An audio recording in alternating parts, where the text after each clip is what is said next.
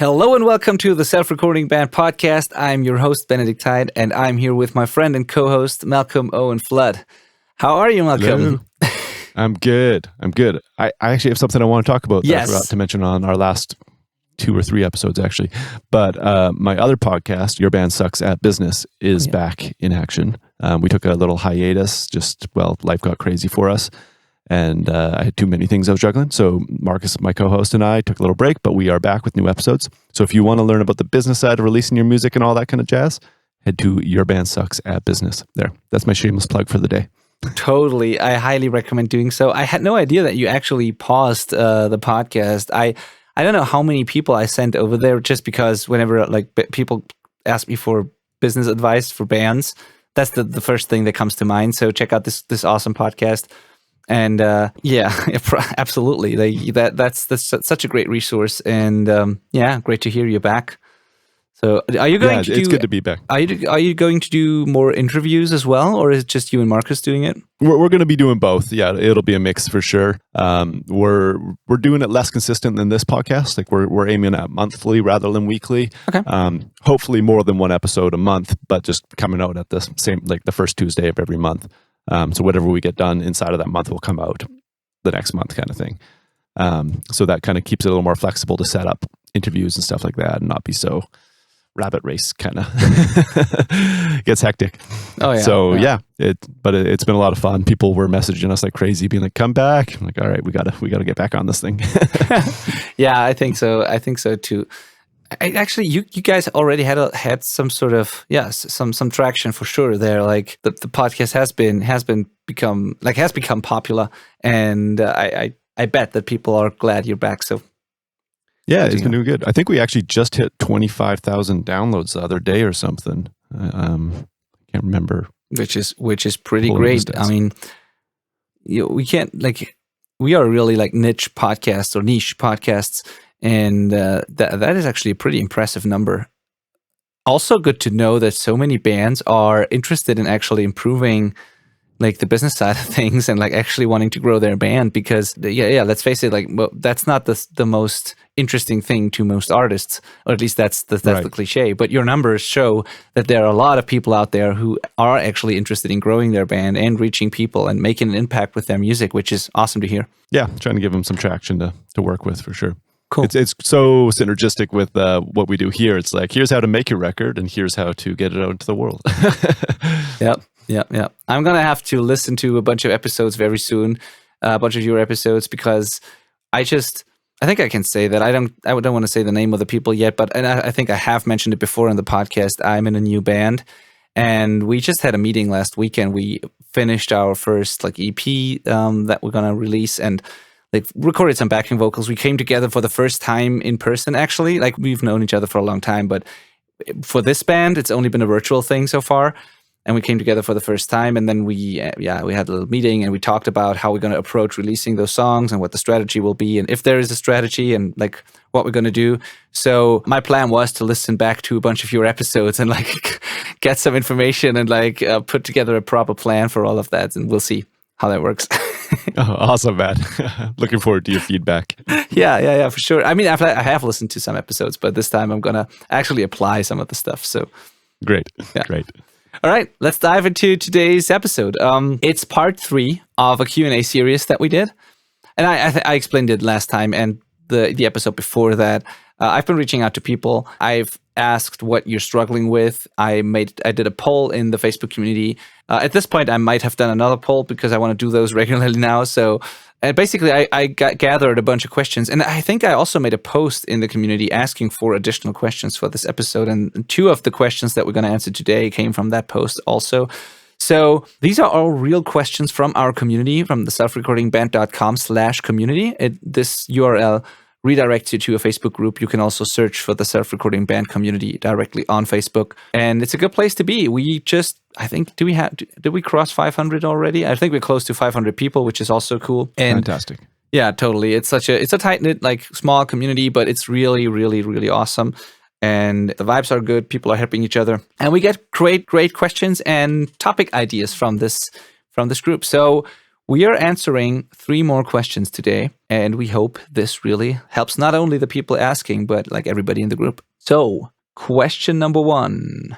These are long questions, by the way. So these are from conversation. So it's not just a one-line question, but like some thoughts and concerns or questions or things they struggle with. So I'm going to start with question 1. I think the problem is trying to do a reasonable job on less than ideal equipment and in an untreated space. I am sure a lot of people are in the same situation. You find a spare corner of the house to put your desk and your gear and your small monitors for recording, but trying to master on small speakers in a weird-shaped room is a bit of a nightmare. I always use references and try not to get sidetracked by loudness, but hearing the low end properly on tiny speakers sucks. I mostly use headphones for recording and mixing, rightly or wrongly, it's what works best for me and the rest of my household. But obviously mastering on headphones isn't really ideal. So not really a question, but something the person struggles with. To protect everyone's privacy, by the way, I don't tell the people's names. I just read the questions because I haven't reached out to people to ask for permission.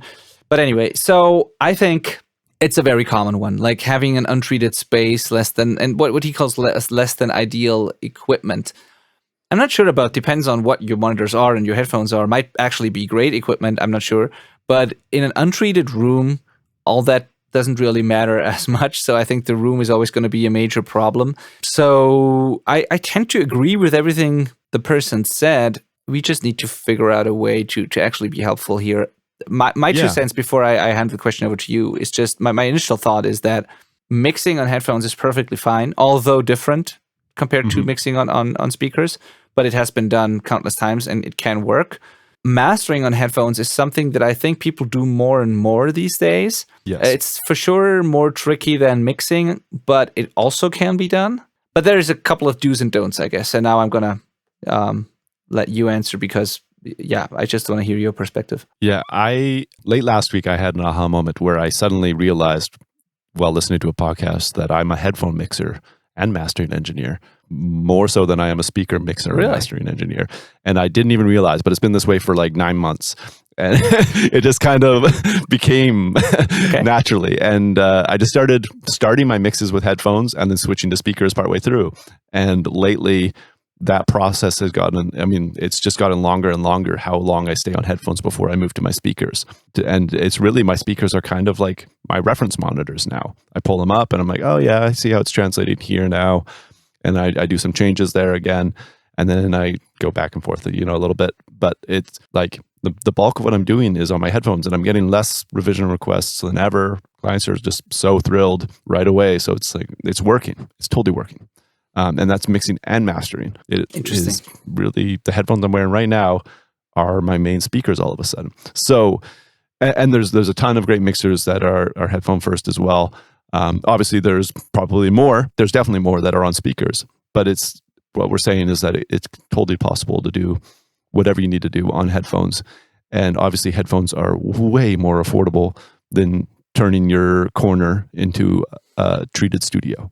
Yep, and I 100% agree that what you said here with like the person asking the question said with trying to master on small speakers in a weird-shaped room is a bit of a nightmare. I 100% agree that is a nightmare. And headphones will not only be more affordable, they will be so much more accurate than a weird-shaped room, untreated on small speakers. That's an almost impossible thing to master on, honestly, because part of it, like with mixing, a lot of people say, you just have to learn your speakers and your room. And that's truth in that. I think you can get used to a lot, and there are people who making incredible mixes on like setups that I just can't comprehend how they do it. So that is possible, but I think it's different from mastering, because in mastering, one of the requirements to even be able to master at all is to be able to hear all the frequencies.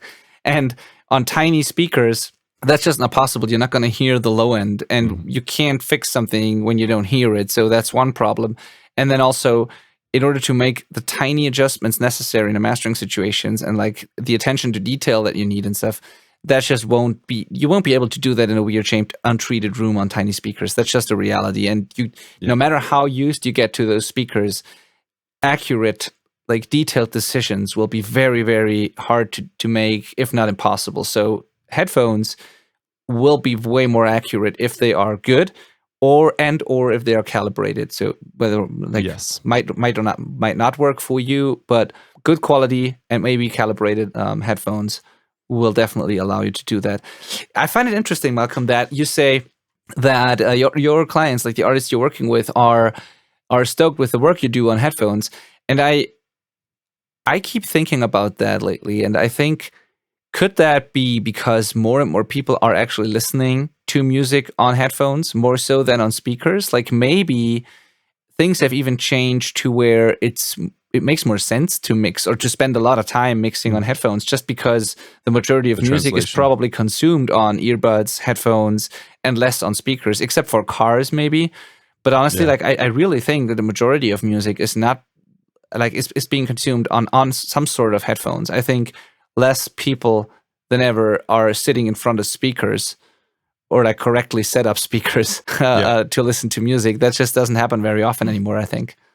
It's totally possible. I honestly just think that I'm doing better mixes. Yeah, that for sure. I'm just hearing better, and so I think I'm getting the important details at the get-go, and then by the time I move to speakers, I'm not worried about the decay time of my lows and my sub frequencies on my kick. Like it's dialed in because I can hear it so good with my headphones, right?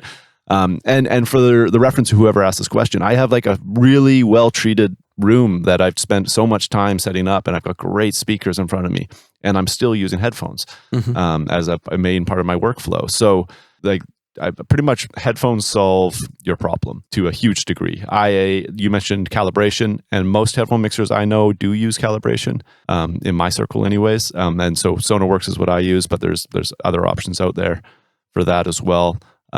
So that's a good little hack that I think is 100% worth it. Now, on the room side of things, treatment is pretty cheap to build yourself and totally worth it 100% of the time. Even if you don't plan to really mix or master, I think just having treatment's just always a good investment. The last thing is just, if you don't think you have a setup that is ideal for mixing or mastering, even with headphones, like, and maybe you can't, headphones might not work for you. They work for me. Benny, you mentioned that you tried it and you're not super sold on it for your workflow. Yeah, you mean mixing on headphones in general?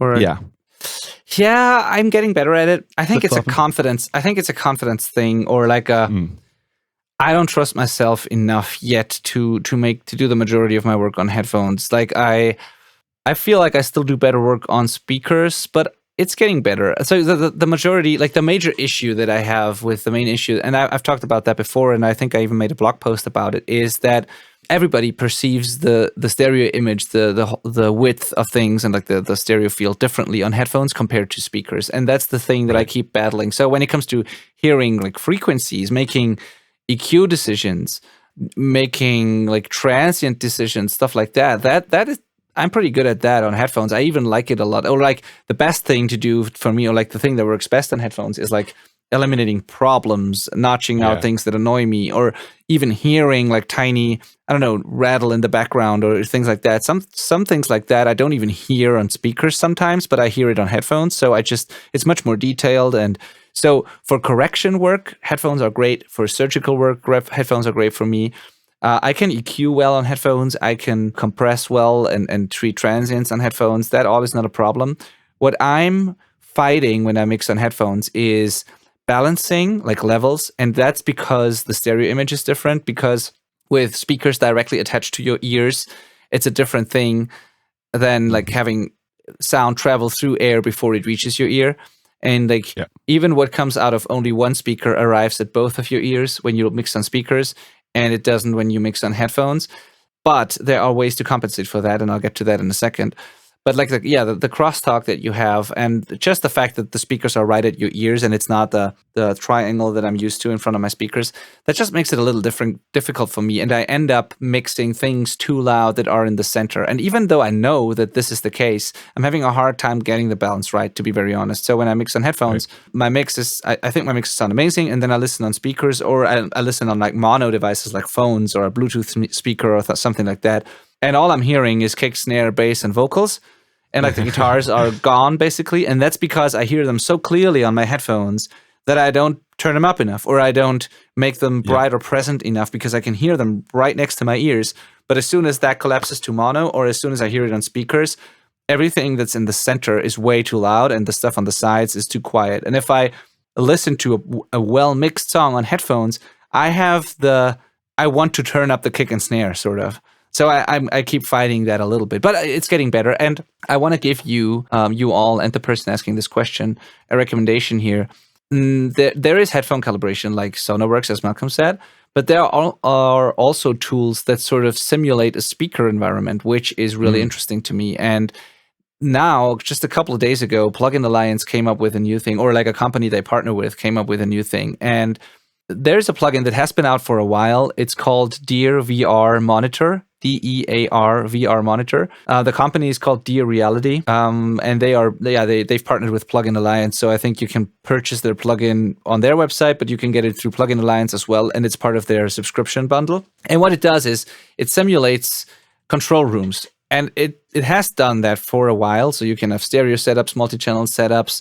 You can switch between different rooms. You can simulate a car. You can simulate a club. You can simulate all sorts of speaker environments.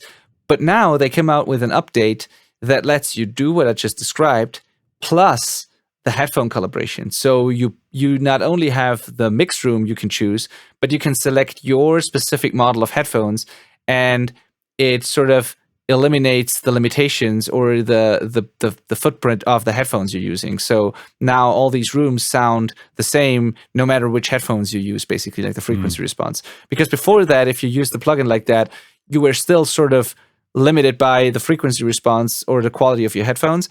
And now you can use their virtual mix rooms and take your headphones out of the equation, basically. So cool. I find that to be really interesting. I've played around with it, and it works well for me. It solves that issue almost entirely for me, because I now have the crosstalk.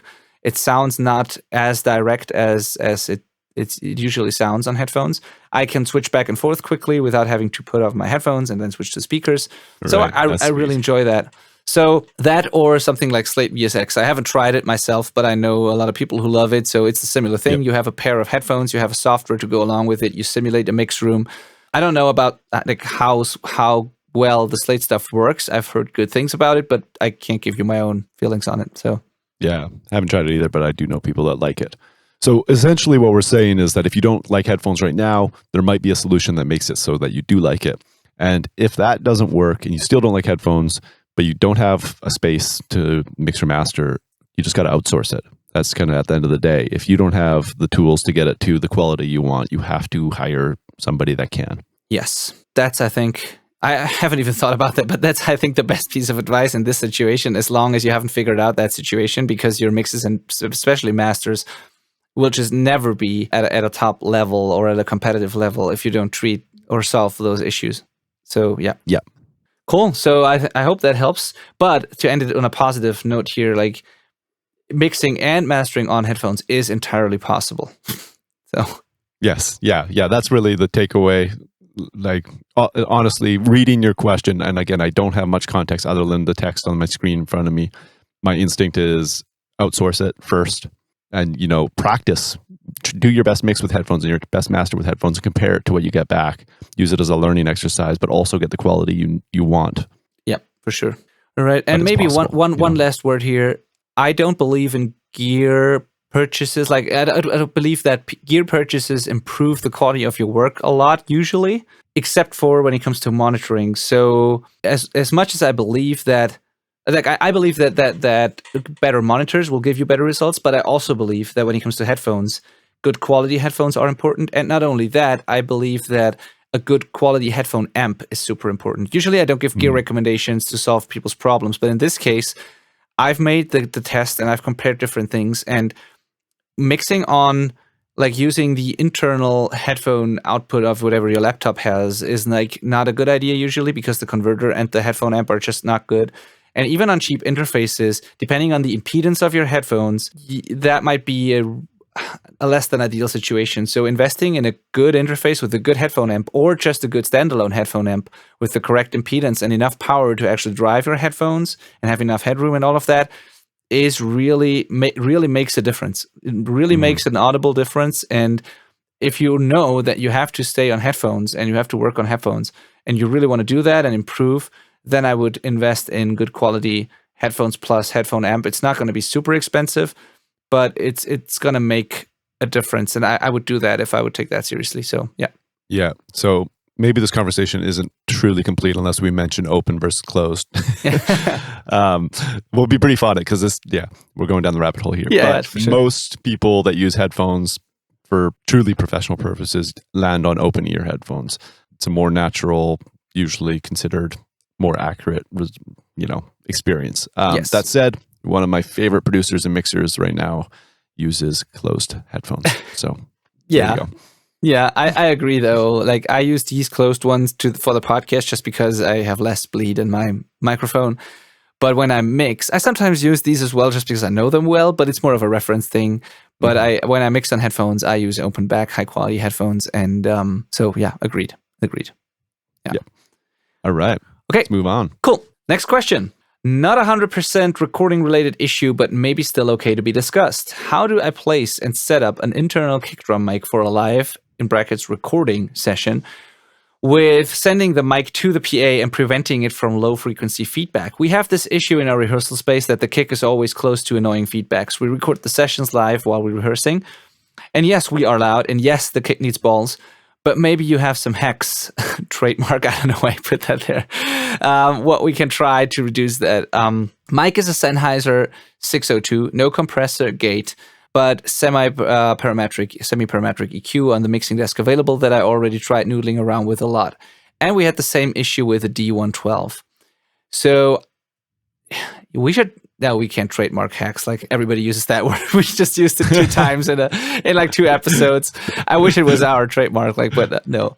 The self-recording band, the creator of hacks. Yes.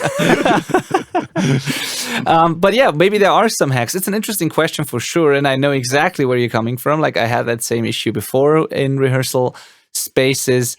I also gonna be honest. I don't have a really great solution to that. Other than, maybe the only thing I can say is it probably has to do with the headroom you have available on your PA system, the placement of the PA system, the room, and the dampening of the drums. And I know that's a lot that you can actually address, but also, in my opinion, I've tried all of these things, and it really, really works. If I ever, every time I had this problem in a small room, the only solution was to turn down the kick drum and live with it. But I'm curious to hear your thoughts on that, Malcolm. But it's really tricky to have a loud, punchy, tight kick drum on a PA in a small room without this feedback issue. Yeah, it's totally an issue. What it could be, not is, but could be, is you can't really tell what's going on with the loudness and lack of treatment in the room, possibly. So maybe if you got some dampening stuff in there where you can hear things more clearly.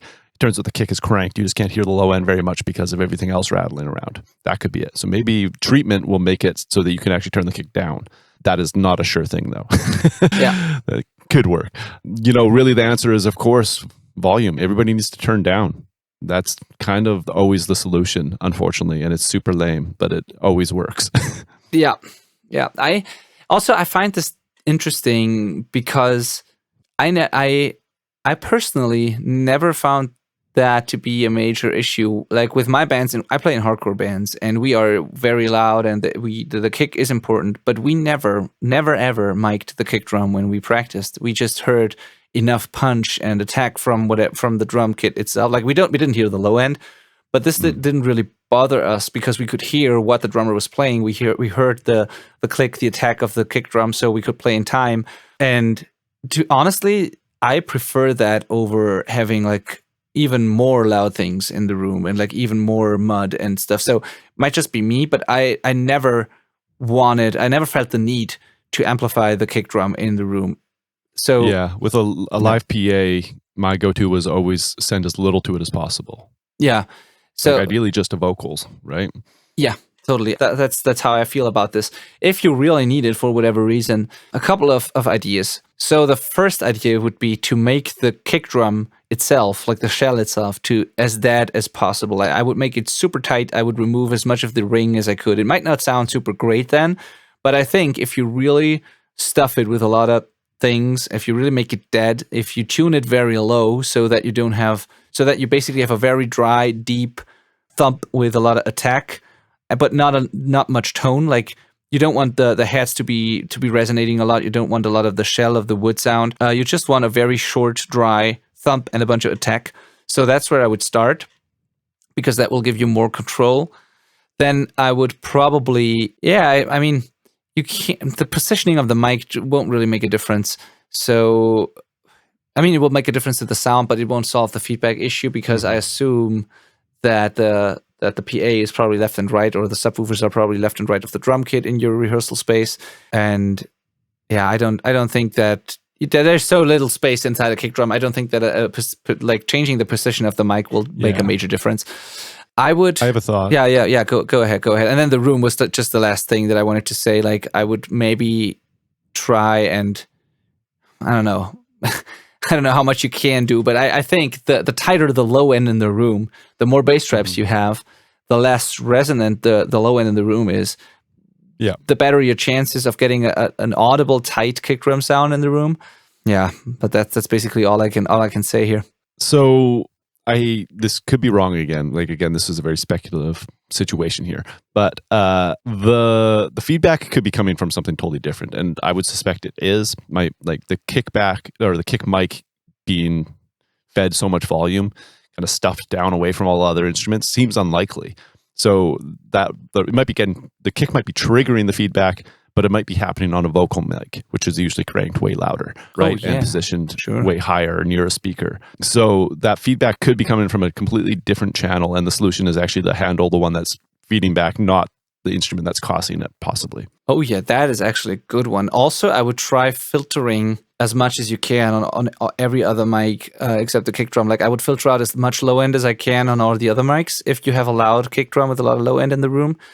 And I would try to also thin out the lower mid-range quite a bit. It might sound a little thin, but really all you need is the intelligibility and like the presence anyways in most things you send to the monitors, or like even in vocals, they don't need to be super thick probably. And usually, that's actually good advice, because usually people think that feedback comes from higher frequencies in vocal mics, but oftentimes it's a low mid buildup or even a rumble that then turns into a feedback. So maybe if you get rid of some of the lower mid mud and some of the bass that you can just filter out on like vocal mics or other mics in the room, that might do the trick. Yeah, you're right, Malcolm. I think so. Turn that stuff down and filter it. Check out in-ear monitors. Oh yeah, for sure. Yeah. Yeah, I think that's all we can. Hopefully that helped. Yeah, I hope so. I hope so too. I mean, that's all we can really say. Control is basically it. Like, try to get rid of as much rumble and resonance as you can in the room. That includes the kick drum itself. That includes the treatment of the room, like the room resonances and the bass buildup in the room. That includes other mics that you might need to clean up. That could also include resonant heads of toms. Sometimes these make weird noises, or I don't know, like it could mean all sorts of things. Everything that's rattling and rumbling in the room and that's uncontrolled, try to make it as tight as possible. Try to reduce the overall volume in the room with treatment and with turning things down as much as you can. Yeah, that's it. Exactly. Okay. Hope that still helps. Then last question. That's an interesting one. And I don't even try to answer it before I heard your opinion, Malcolm. What's a good way to achieve humbucker style guitar tones with a single coil guitar without buying a humbucker, he says? All right. Unless you live in the North Pole, there's no reason you would be doing this. This is my thought. Guitars are so easy to get a hold of. You must have a friend that's got a decent humbucker guitar you can borrow, or you can rent one from somewhere. Or you can buy one and then return it saying you didn't like it right after. You can get a humbucker. There's no reason to do this. As far as making a single coil guitar sound fat, I think big strings on a single coil guitar sounds incredibly fat. Single coil guitars often sound way fatter than humbuckers to me once they're in the mix. They just sound so clear. You get so much actual note in it rather than just white noise distortion. And I play humbuckers, so I don't know why I'm trash talking what I play. but honestly, I'm always happy with single coils. I love them, and I think I need some in my life now. I agree. I love single coils. I especially love P90s, for example. They sound so nice. They are super noisy. So I had this conversation with a friend of mine just a couple of days ago, and we were basically both had the opinion that the only reason we use humbuckers is to avoid noise. Like if we would have a really quiet, like not noisy single coil, I would use that all day, like any day, all day, because it's just, I like the sound of them. I really enjoy it. The transients are super punchy. It's super clear. You hear the note, as you said, you have a lot of control over it. It it sounds more open and less compressed. It's got a less muffled sort of mid-range. I mean, there are qualities and positives to humbuckers, but I just like single coils as well. They get a bad rep for no reason often. So, but to answer your question, so when I think about what makes a humbucker sound like a humbucker, to me, the beefy lower mid-range comes to mind. That can sound a little boxy and a little compressed sometimes. It's less open than a single coil to me. But it's like this thick, dense mid-range that a humbucker has. That's part of it. I also think of it like a humbucker takes the edge off a little bit on the transients. Like a single coil sounds really percussive and like really detailed in the transients and the pick attack. And a humbucker is a little rounder, and you need to pick harder to make it sound as punchy to me. So these are two of the qualities. It obviously is less noisy, as we said. And so what I would do if I had to do this, I would probably take out a little bit of the, 4K, 5K area and like find where the pick attack lives and where the edge and the little bit of the fizz or like the scratchiness of the pick and that stuff, where that lives. And I would take out a little bit of that. I would make that a little rounder. Maybe even use like a transient shaper tool to shave off some of that stuff in that area. I would try boost some thickness in the lower mid-range maybe. And I would probably compress it a little. So what I think could work is when you run a single coil guitar through something like a tube screamer without using the distortion on it, and then you dial the tone knob to the dark side a little bit, and then you take out a little bit of the pick attack and you maybe boost a little thickness, then you could end up with something that kind of sounds like a humbucker. Because what these pedals do is they compress a little bit. They make it a little more flat sounding in a way, which is often what we like because it makes the low end less boomy. But anyway, it will make a humbucker. It will make a single coil sound a little bit more compressed. It will add a little bit of mid-range density and thickness. It will take off a little bit of like the precise transients. So you could try that. You could try a tube screamer, use no distortion on it, just run it through the pedal and then turn the tone knob to the darker side a little bit, and then shape the tone with the EQ. So that's probably what I would try. Totally. Yeah. So here's another little hack that's along the same lines as what you just went down.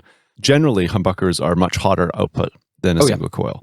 And a lot of that sound is actually just the volume of that guitar hitting an amp. So if you can A/B them, it's like, whoa, this sounds way more ballsy. But it's just way louder and causing the amp to react way differently, like very differently. So if you throw a boost pedal before the amp, single coil boost pedal, crank it up, and hit the amp harder, it's going to respond much more like a humbucker would have, maybe like you would expect it to respond. Yeah, totally. I wonder, I'm just Googling this right now. I wonder if there is like a humbucker simulation pedal or something like that. I wouldn't be surprised if there was. There is. Yeah, I'm like positive my Kemper has like a single coil and a humbucker kind of like preset kind of chain that I could pull up, but never had to use them. Like there's acoustic guitar simulators. There's definitely the other way around. Probably. If I find one, I'll put it in the show notes. So yeah, I couldn't find one right now, but I wouldn't be surprised if there was one. So yeah, totally. But again, there's no faking this really. So like, go get one. You'll be able to find a humbucker guitar, I'm sure. Yeah, I think so too. I mean for playing around or for experimenting or for demos. It could be for live, like you just need it to sound different for your cover band or something. Like totally get that. That's totally valid.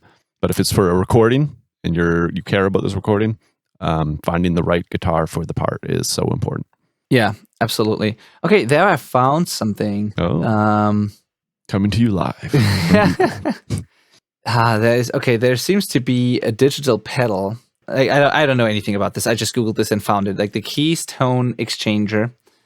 And this kind of pedal helps you, I'm reading this here. This kind of pedal helps you replicate some basic types of pickups that you can find these days. It's a very versatile little thing as it features a lot of tone shaping options. But you can also find different software and plugins that do the same. Bias FX apparently has many different guitar modeling options, including the type of tone wood and pickups. I wasn't aware of that. Both this and the pickup simulation pedal might be a costly addition to your rig, but they're fairly good and can work both ways. I don't know about that, so that's not a recommendation from me. I had just read that. There is stuff out there. I don't know. I don't know if that's worth it. Yeah. I still think borrowing a humbucker is the best way to go about it. And then manually simulating the sound is the second best way, and then maybe fiddle around with those things. One thing actually that you can do, that is actually something cool that you could do that could work very well. If you can borrow a humbucker guitar for a day that you really like, and you want to have that tone also when that guitar is not around, you can capture the eye and then use a match EQ to put a DQ curve on your single coil DI that matches the sound of that humbucker guitar. That will not include the transient response, but you can sort of, I think once you have the frequency response, you can sort of shape that with compressors and limiters or transient designers.